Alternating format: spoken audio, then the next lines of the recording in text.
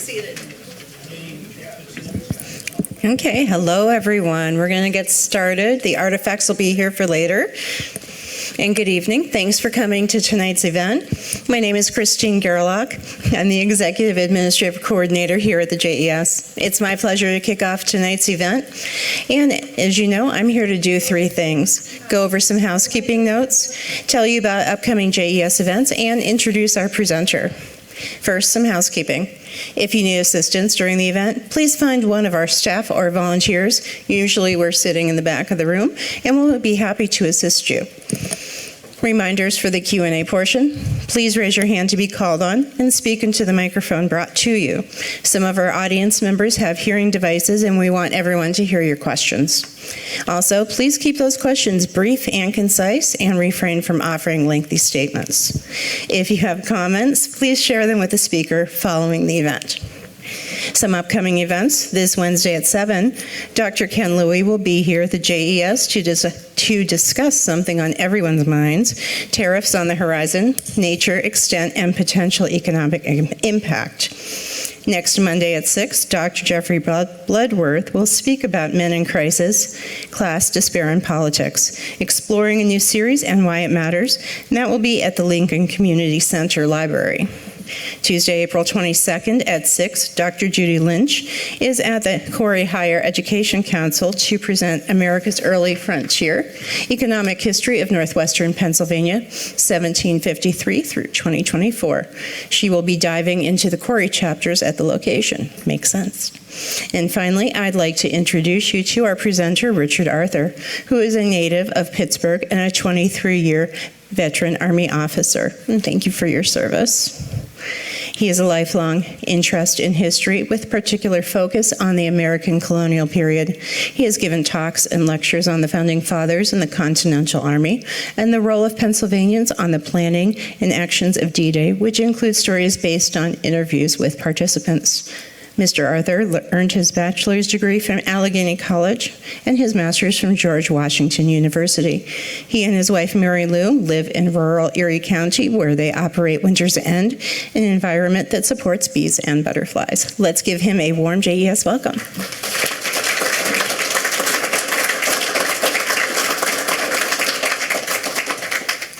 Thank you, Christine.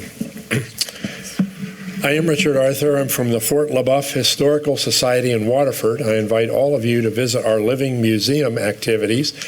We're just down the road. Check our website, which you can see here, for the best times to make your best investment of your time with our programs.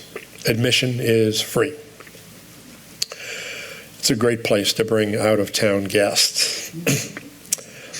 To begin the ceremony, we're going to reflect on an essay contest that the Fort LaBeouf Historical Society offered to all countywide schools, homeschooled, parochial schools, public schools, for an opportunity to express an interest and some research into the topic of Lafayette. So tonight it is my honor to recognize our two winners. This is a time in which some American stories are in peril. They may be lost, misrepresented, or their efforts, the efforts of these young people are to be commended for their attempt to learn and tell of this incredibly important story of our nation's past. So I would first like to introduce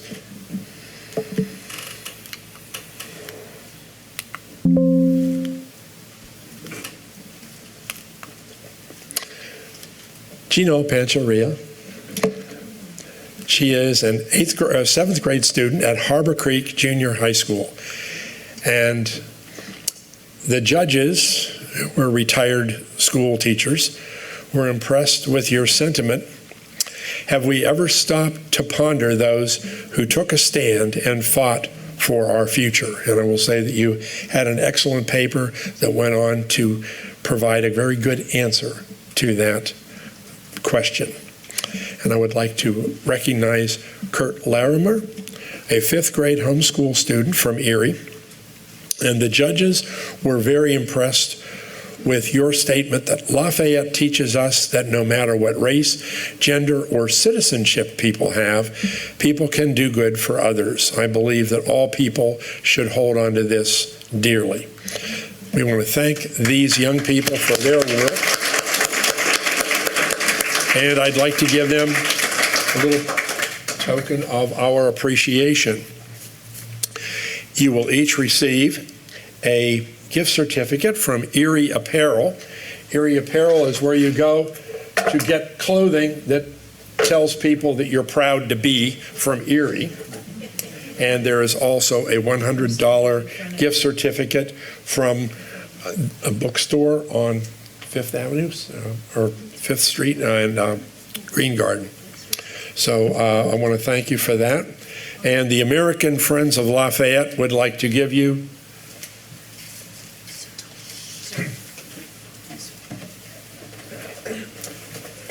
these miniature busts of Lafayette, so that in the future, if you're sitting at your desk and you have a question about history, or you're struggling with your French, you may be able to have someone to turn to. I think they're very nice. And I also have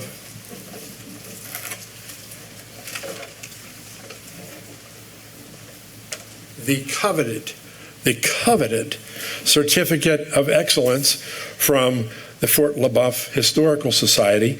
And someday when you're both PhD candidates and you have all of your certificates on the wall, it is my hope that this will be up there among them. If you could hold those around and then people can take pictures.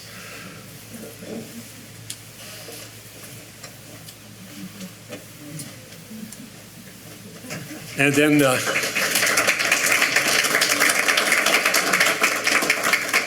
to make things more portable,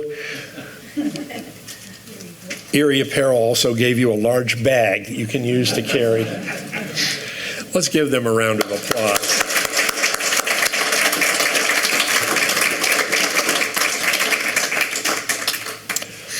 Thank you so much. You can take your seats. As you probably know, all of us in Waterford are fans of George Washington when he came to Waterford on his first public mission. And that's why we have his statue in the park. But once you start to study Washington, you learn quickly that the best way to understand Washington is by learning more about the remarkable young Frenchman who adopted him as a surrogate son.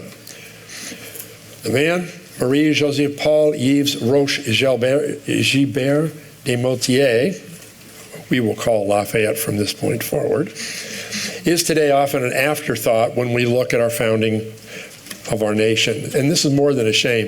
It's an outright distortion. It's not unreasonable to state that this man was a critical element of the success of our revolution and our fight for independence. He was a soldier, a financier, a diplomat, and a political philosopher. Try to name a founding father who fits all four of those categories. You can only find Lafayette. I can't begin to tell his story here. So we have a series that we're offering over at our 4 other Jefferson locations to address some more of the detailed story of Lafayette's great contributions. I'm going to talk specifically about why America fell in love with Lafayette and why they went crazy in appreciation for him when he returned as a guest of our nation in 1824 and 25. I call it the longest ticker tape parade in history, and I think it was. Just a brief word about Lafayette. He was born into French nobility in the middle of France, away from all of the royalty and all of the life of the palace and so on. He lived in the country, and he would go out with his friends and they'd chase monsters in the woods and all those things that little boys do. His father died before he was born.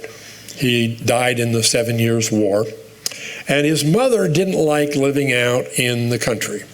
So she picked up and went off to live with the court at Versailles. And he was left with his grandparents living there. And that was all well and good for a while. But his mother decided eventually she needed to bring him to court. This was a big experience for the young man. He had an opportunity to meet, Voltaire and Rousseau, and that was okay. But what he really didn't like was he didn't like court life. He didn't like learning to dance, play cards. He knew how to ride a horse, but he didn't know how to ride a horse the way you're supposed to ride as a gentleman. And he didn't want to take a mistress. So he was kind of an outcast. He joined a parade-type unit in the military in France. It wasn't real military stuff, but it was a parade unit. He was over in the town of Metz, and he met someone very interesting. If you look at that guy and think, gee, he looks like King George, well, he should. That's King George's brother.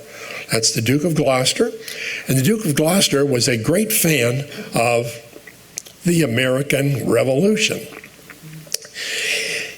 He thought George Washington was absolutely the greatest thing around.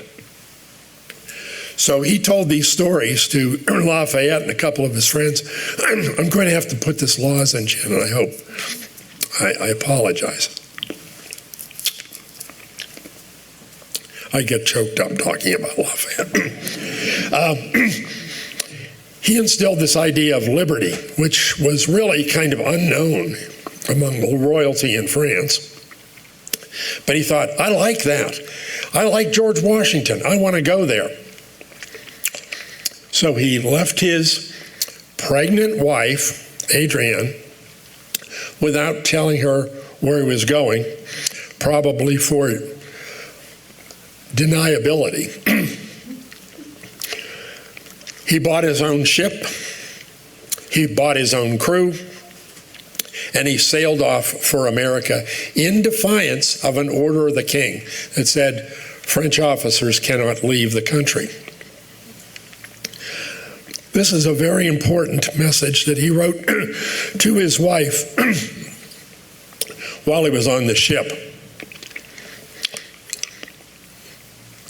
Look at the last paragraph. He's 20 years old. He's never been to America. He just has this idea. Who is going to argue with that? He comes to America. He meets George Washington. George Washington has seen dozens of foreign officers. He is sick of seeing foreign officers.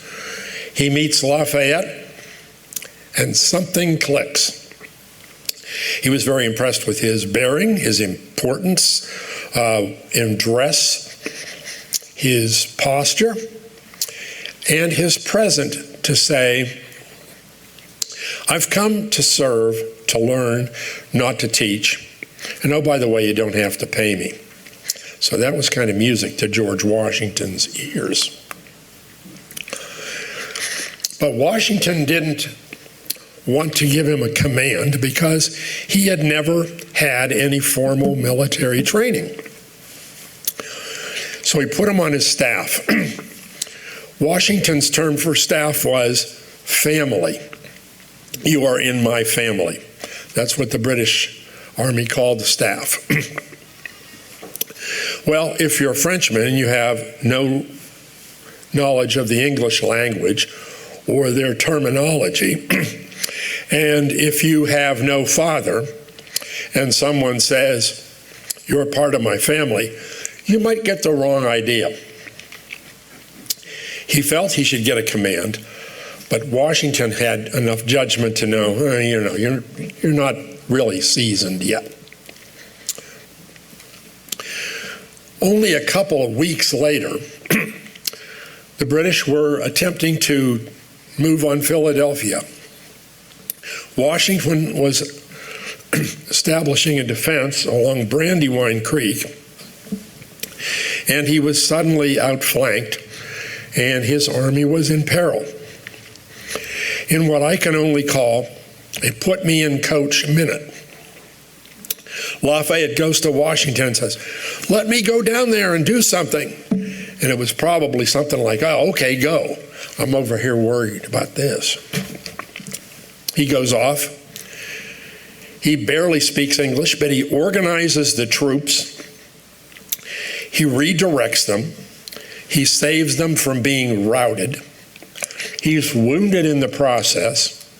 He continues to lead. He saves the day. He helps to save the day for Washington's army. It wasn't any victory, but it wasn't a defeat either. Washington turns to his surgeon and says, "Care for this man like you'd care for my son." That pretty much cements the relationship between the two for the rest of their lives. Excuse me. Later in the war, Lafayette goes to France. He provides some diplomatic assistance with Benjamin Franklin. They secure incredibly important resources that help turn the tide in the war. Lafayette, during the French Revolution, writes with Jefferson an important document called The Rights of Man, and it becomes, about 100 years later, part of the French Constitution, and it is part of the UN Charter of Human Rights. My point is, Lafayette was a very remarkable individual. Very, very remarkable. Let's jump ahead to 1824. America is approaching its 50th birthday. Lafayette is the only surviving general from the Revolution. President Monroe wants to invite him over as our nation's guest. So the invitation goes out. Lafayette, who at one time had been a Marquis and among the richest people in Europe, from the Revolution is now impoverished and without a title. But he says, "Sure, I'll come over." So he waits for a ship that is sent by Monroe. He and his son, George Washington Lafayette, sail to America to be America's guest.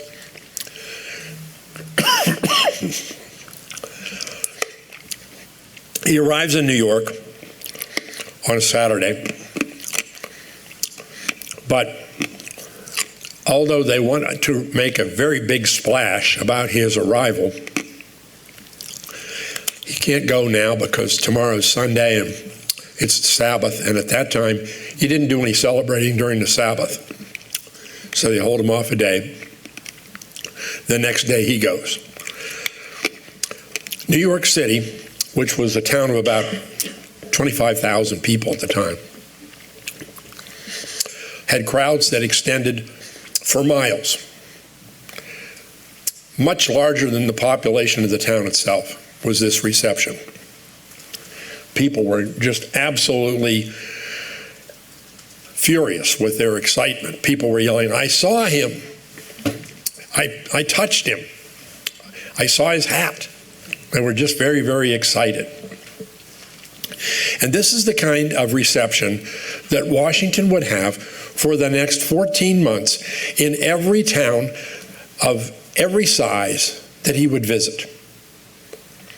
My point here is that at this particular time, with no television, no movies,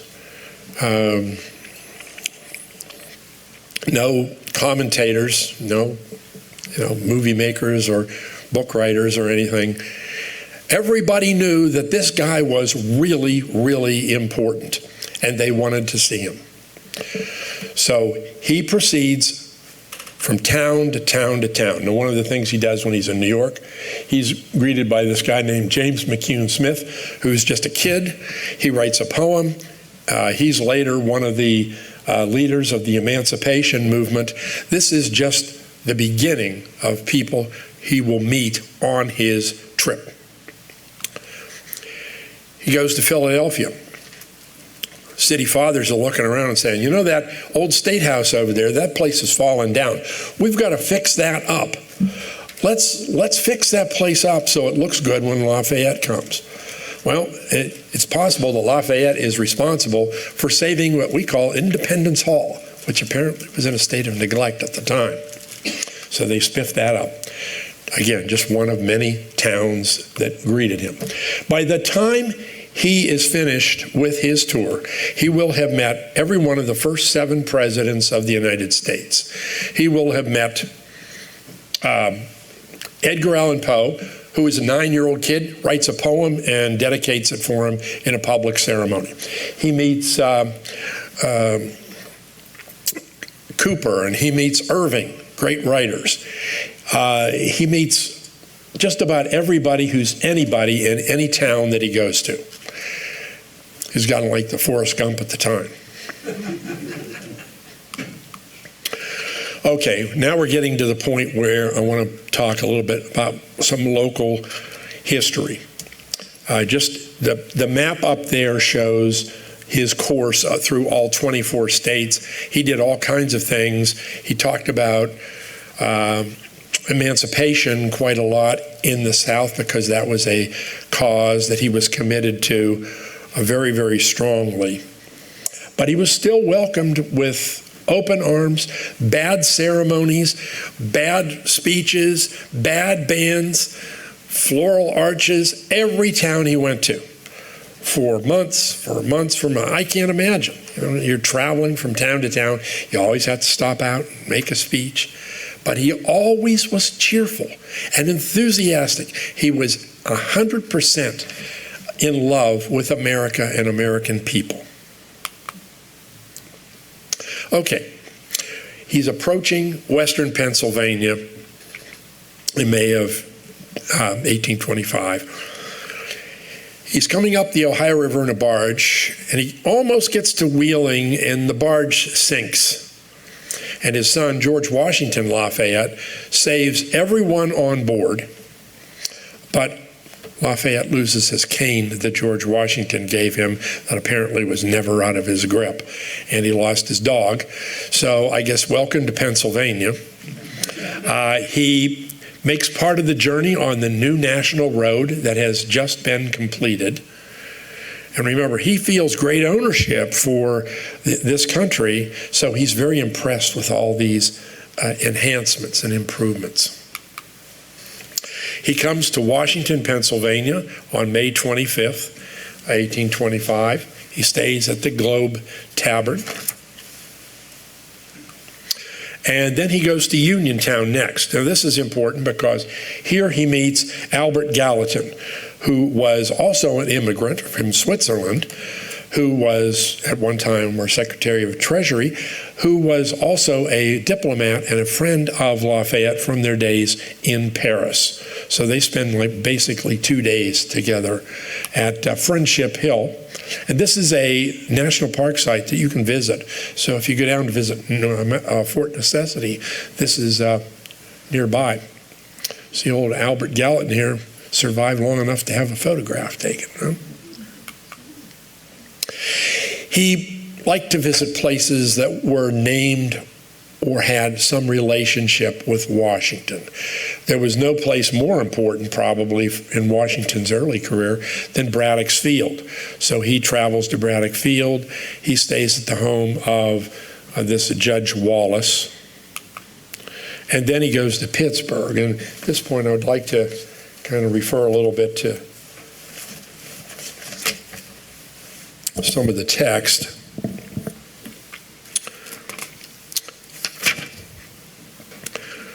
The parade came to Pittsburgh through Lawrenceville.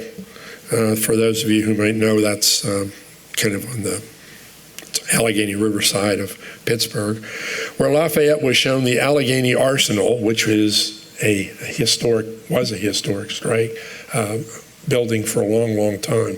Very important from the time of the Whiskey Rebellion right up through the Civil War and beyond.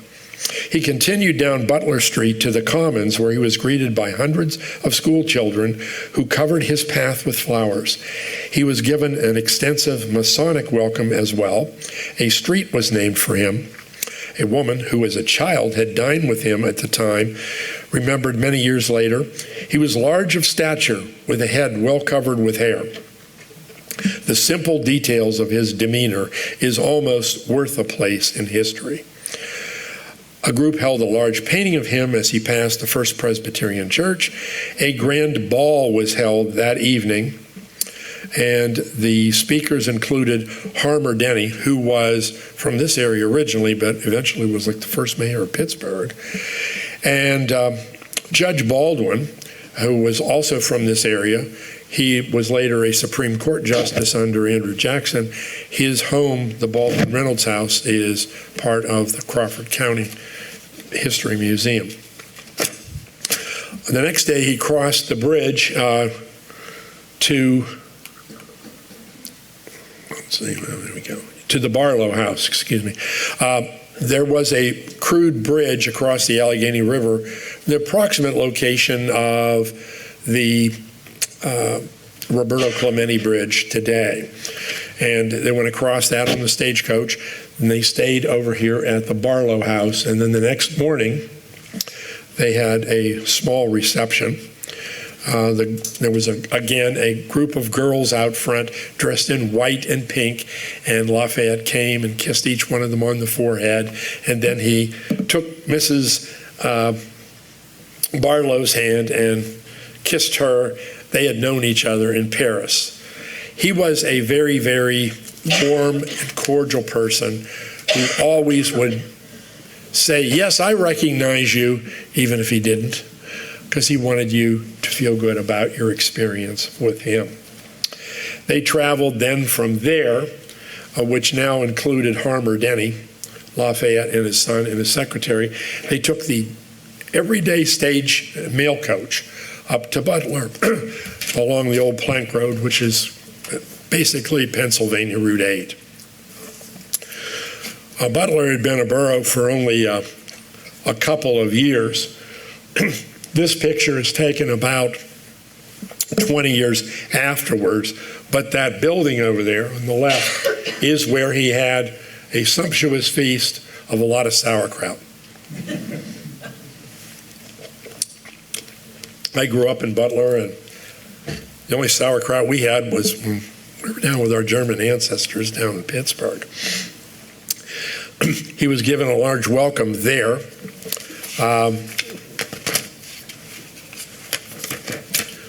This is an account from the Butler Sentinel in 1825.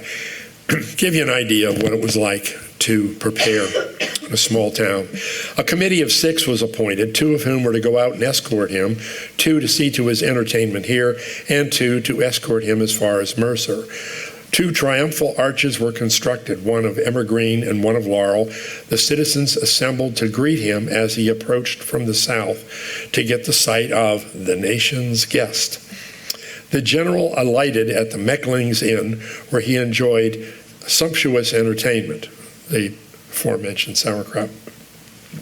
After dinner, he walked out among the people and introduced himself to all indiscriminately. See, he didn't just go for the hoi polloi, he went for everybody.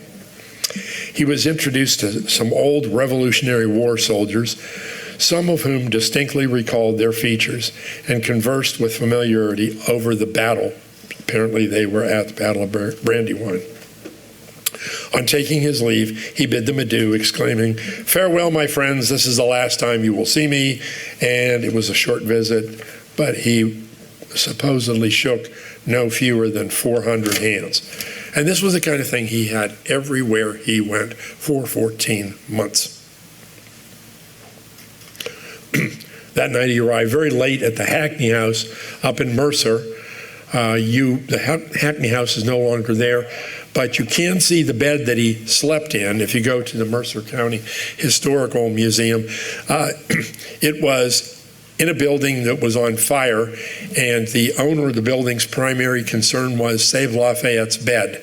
So he broke it apart and threw it out the window, and it was saved. So you can go down there and see it. They have a nice museum.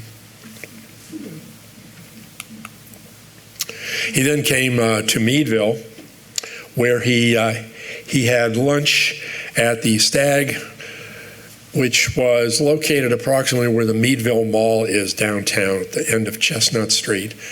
And then from there, he went to visit Allegheny College, where he gave a speech from the steps of Bentley Hall, which was still under construction. This is a guest book that Allegheny College has, and it is actually on display down at the college for the next couple of weeks. You can see it. You can see Lafayette, George Washington Lafayette, and Levasseur. He was the secretary. See their signatures there. An interesting aspect of this, of how it is easy to overlook history and not understand it. I attended Allegheny College. I was there for 4 years. I walked by this 9-foot-high stone every day. I never saw it because it was covered with laurel and so on, but it testifies to his talk there, and it's like a secondhand account from somebody who was present at the speech when he was there in 1825. This was donated in 1899. But there it's a prime story in the history of the school, and you go there and nobody tells you and you don't even know it happened. This happens so much with a lot of history, especially with a lot of things with Lafayette. He from there went to Waterford, where he stayed overnight. The building that he stayed at is no longer standing, but the Judson House right beside was standing at the time, and it's still there today. You can go there and visit. And in the morning, he was the guest of an officer that he served with in the Revolution. That officer's son was Thomas King, who was the builder of the Eagle Hotel. And the Eagle Hotel, which you can go down and visit today, was under construction at the time. Lafayette did not stay there, but he got to go and supervise the construction. I think he did a good job, because I've been in there lately looking at that, and it was pretty well put together. What kind of an impact or print does a visit from Lafayette leave on a town? Well, this is a cemetery stone from a man named Lafayette Phelps, and that is in Waterford. I point out that he was born in 1825. So his parents must have been so impressed with his visit that they named their son Lafayette. I went and took that picture this morning because I want you to get all the details. Okay. He leaves Waterford, and there's a grand procession that brings him up to Erie. And this is where I want to make sure that we get all the details.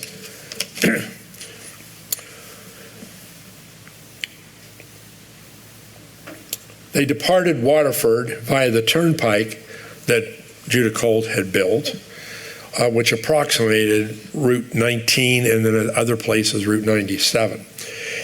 It came up under the direction of a General Wallace, who was in charge of the Honor Guard Cavalry, and they proceeded. At Federal Hill, when they reached the city that at that time had 680 inhabitants, they were joined by more military escorts as they moved to the foot of State Street. From 24th Street to 17th Street, the east side of Peach was a native woods, and here the crowds assembled to see the parade. They were very difficult to control. Again, the enthusiasm level of his visit.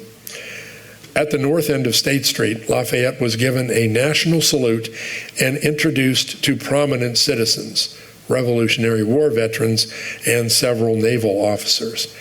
He then retired to the home of Judah Colt, which stood on French Street, where they had where the old steam bakery was located, and where a marker today recalls that stop.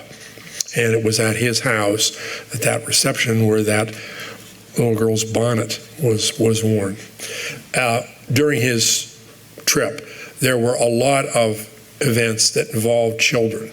He was very involved with the next generation. While Lafayette rested, the final preparations continued for the grandest affair of the kind known in Erie. Under the direction of John Dixon and Captain Daniel Dobbins, a large table was erected on a bridge over the ravine on 2nd Street that spanned Mill Creek. A 170-foot-long table was elegantly adorned and covered with an awning made from the sails of British vessels that were captured by Perry. A dinner began at 1 p.m. and featured a long series of toasts. The only picture I could find was over at the Hagen, and it was from an old advertisement, so it might be a bit fantasized. Here is an approximation of where the bridge may have been. Of course, at that time, Mill Creek was not covered. It was open, so there was a need for a bridge. This is Lafayette's toast to our town. Erie, a name that has a great share in American glory. May this town ever enjoy proportionate share in American prosperity and happiness. He had to talk so often, it was usually very brief.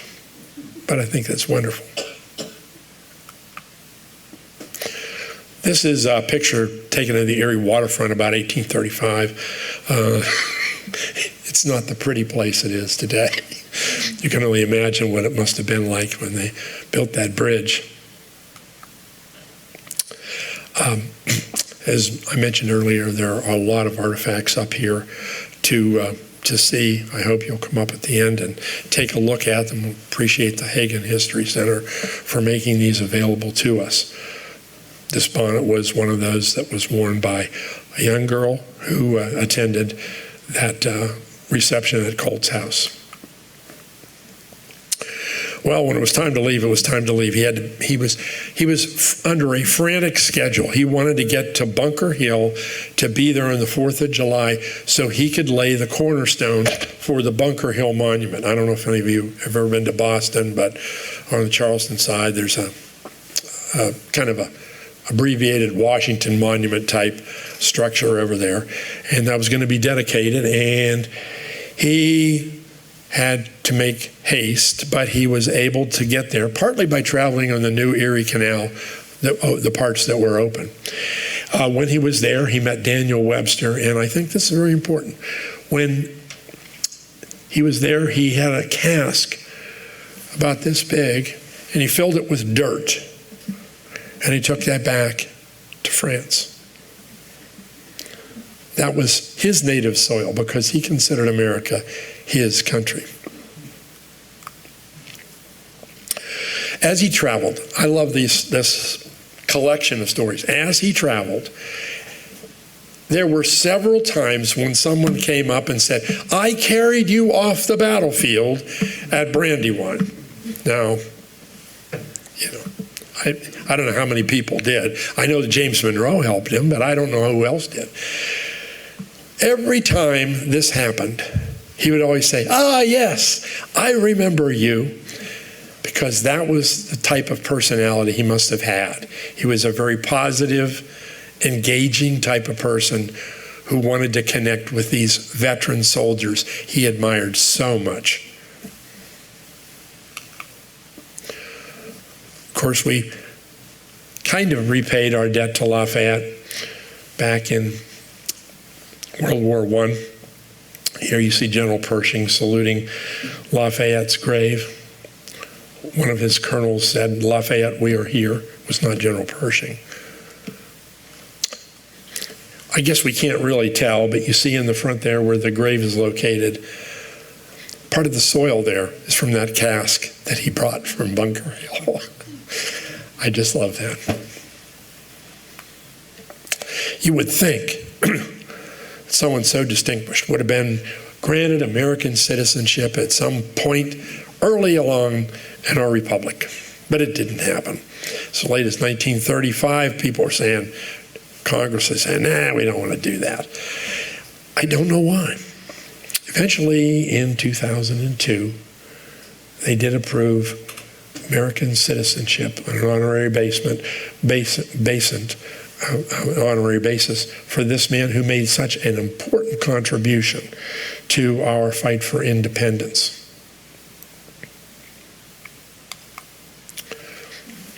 A lot of people today know Lafayette as a character in the musical Hamilton. Now, I'm going to tell you that the timeline for his interactions with Hamilton is probably nowhere near accurate.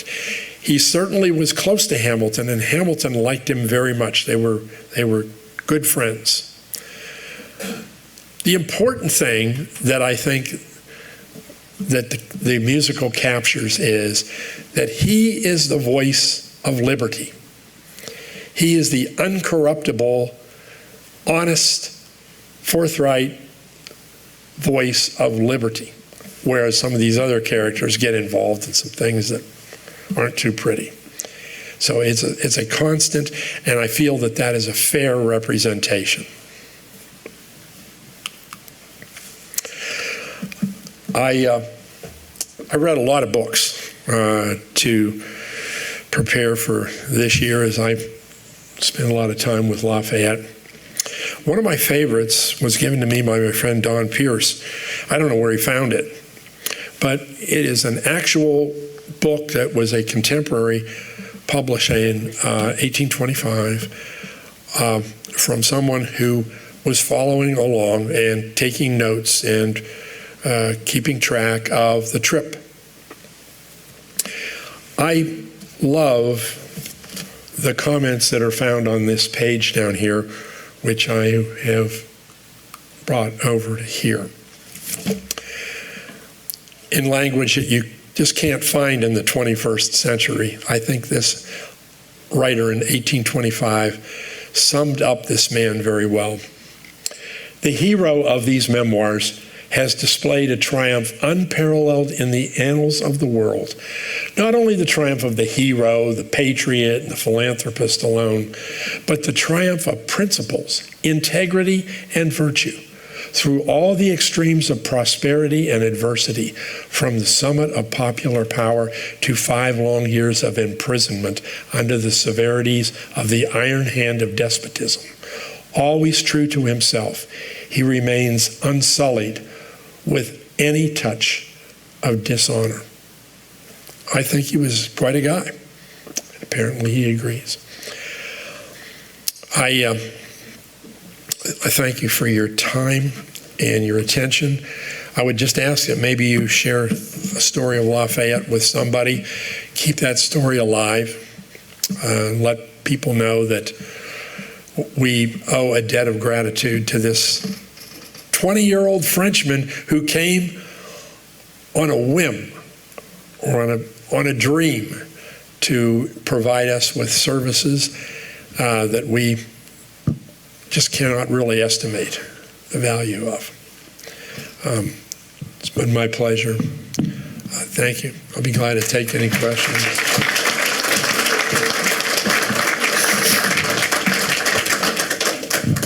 Oh boy, I got the 2 toughest people in the room to ask questions. Hopefully a fairly easy one, Richard. I'm not going to. Do you remember the last time you asked me a question and I didn't answer it for a year, and then we had dinner together? And not trying to play stump the band. You mentioned that when he came to America, he was destitute. I don't know his story well enough to understand how he lost his fortune. It was a thing called the French Revolution. Money disappeared. He was thrown in. He was in exile because he was in fear for his life. This was a hard time of his life. He tried to be the voice of moderation with all these crazy people. Anything you heard about the French Revolution, it's probably an understatement. It was a crazy time. He was like trying to be a voice of moderation, and in doing so, everybody hated him. At one point, he had to pick up and run to try to save his life. He's captured in Prussia, and they say, oh, well, you're one of those people that's trying to do away with the monarchy, which was not necessarily true, but that's what they did. They threw him in prison for 5 years. He begged George Washington to take care of his son, George Washington Lafayette, over here in America, and which he did. So it was a really rough time. But he had been one of the richest men in the world, and with the terror of the French Revolution, his money disappeared. And of course, your titles disappeared in one of the first waves of the revolution. They changed the months of the year, and the only thing they did that was any good was they adopted the metric system. But it was a complete disruption. Now he did have title to his estate. So he had the land, and he had some source of income, but he also had a lot of debts. So he was destitute. There were 3 people who paid all of his debts so that he could come to America. He didn't want to come as long as he owed money. So there were three people. One guy was in Holland, one was an American living in Paris, and one was a Frenchman who, I guess, felt obligated to try to help him out. So. Dick? Yes. You say he was a guest of the government for this entire tour? Yes. Any estimate of what that cost the federal government? No, I don't. I don't know exactly how he was a guest, other than to say for sure they paid for a ship to go over and pick him up and bring him over, and a ship to take him back. I'm assuming that a lot of the costs were borne by a lot of the communities that had these big fetes for him here and there. How his transportation was paid, I don't know. But I'd be very curious myself. You stumped me, Bill. Yes. He never stayed married? Oh, he stayed married. He had an arranged marriage as a teenager. His wife-to-be never knew who he was until they were formally betrothed.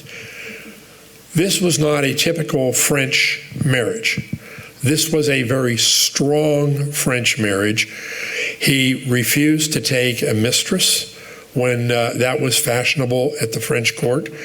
And they were in total conversation back and forth, whether he was over here, she was over in France. He'd come to visit Washington. They'd exchange letters. Had no children? Yes, he did. He had 2 daughters and a son who survived, the son being George Washington Lafayette. I don't have the slide here that I had for another presentation, but I always thought the great end story of this was that although George Washington never had any children, his adopted son, George Washington Lafayette, did. And I had the pleasure of meeting the 8th and 9th generation of the Lafayette family in New York last August. How old was he when he was in prison? He probably would have been in his 40s. When he was in prison, his wife and daughters voluntarily came and lived in prison with him. That was the strength of their family.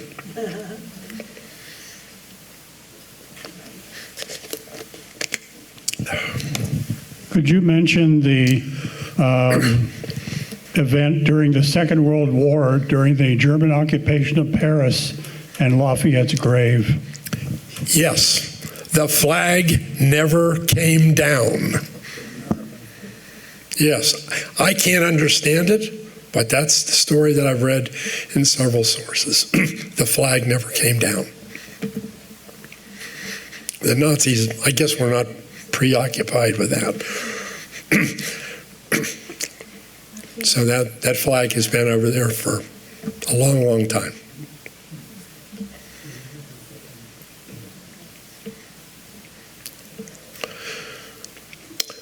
Next year we'll celebrate the 250th anniversary of our country, and I'm hoping that all of you reflect on some aspect of how we got here and use that as an opportunity to discuss that with your friends and family, especially with the young people in America, because it's important to keep these stories alive.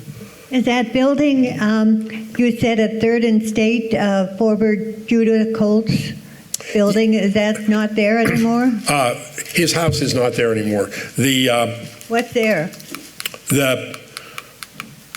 The building that was in that picture is there. It's now part of Erie Insurance. It's right. Now part of Erie Insurance? Yeah, it's right. 3rd and State? Yeah. Huh. 3rd and French, I think. 3rd and isn't French. it? Yeah. 3rd and Yeah, French. I think it's about a block up from the Children's Museum, isn't it? Oh, yeah.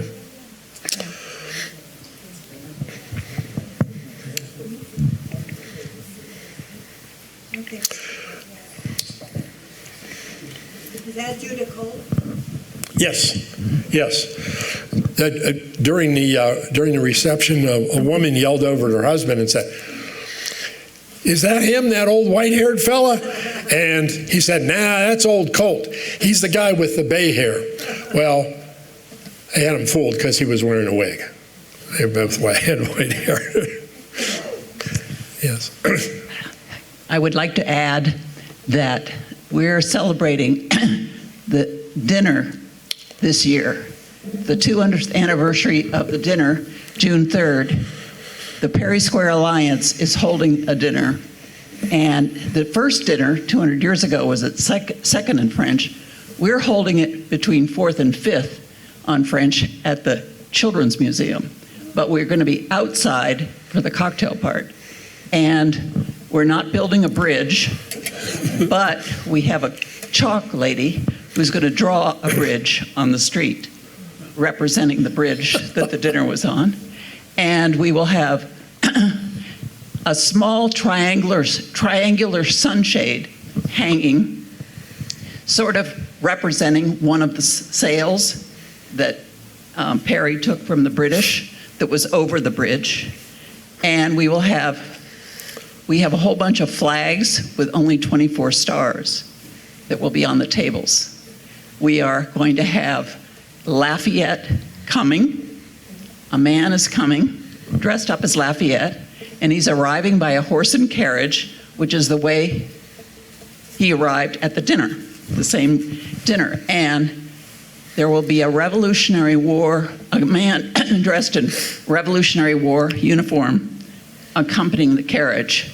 We don't have all of the people, all of the military people that accompanied the real Lafayette. We only have one, but that's okay. We are using a lot of historic license for this event.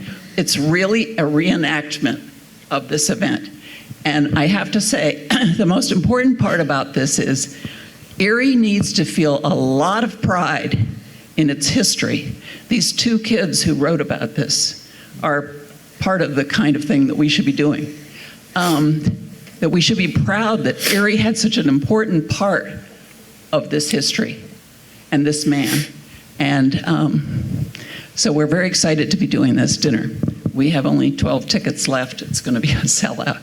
And we're very excited to have people remember this event, like what he's talked about tonight. And we all in Erie should be very proud of our history and our part in it.